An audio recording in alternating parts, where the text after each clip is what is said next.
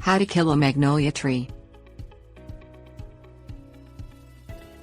Commonly found in areas with a large amount of sunlight, magnolia trees have flowering buds that typically are in shades of pink or white. While the trees have a decorative look, they also can interfere with power lines, sewer lines and other areas of a home or lawn. Cutting down the tree isn't enough because the roots continue to grow, which leaves the problem untreated. To kill a magnolia tree, you must stop the tree from growing. Things you'll need: hacksaw, house paint, paintbrush, spade/shovel, herbicides, electric drill, rock salt, duct tape. Trim multiple small branches from the magnolia tree, as if you were pruning the tree.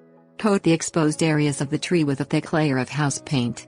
The paint blocks the tree from obtaining nutrients through these limbs and invites pests. Dig a 1 foot wide, 2 foot deep trench around the base of the tree to expose the magnolia's roots. Scrape the dirt away from the bottom of the tree with a spade or shovel. Spray or pour herbicide over the roots, adding more herbicide until it pools on the top of the roots. Follow the label directions for dosage specifics. Drill holes around the base of the tree with an electric drill, placing the holes 2 inches apart and at least 2 inches deep. Fill the holes with rock salt. Place duct tape on top of the holes and wait 2 weeks for the salt to kill the tree. Cut directly into the tree, using a hacksaw. Create one line running the entire circumference of the tree. For smaller trees, make the cut 1/2 inch wide.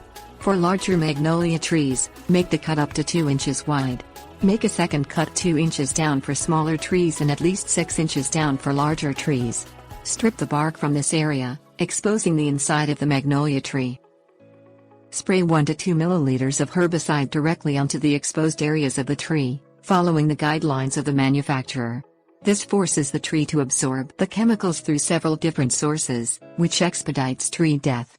The tree begins dying from the top while the roots also die off. Tips: warnings. Wear protective gear when working with harsh chemicals and herbicides, including rubber gloves and goggles.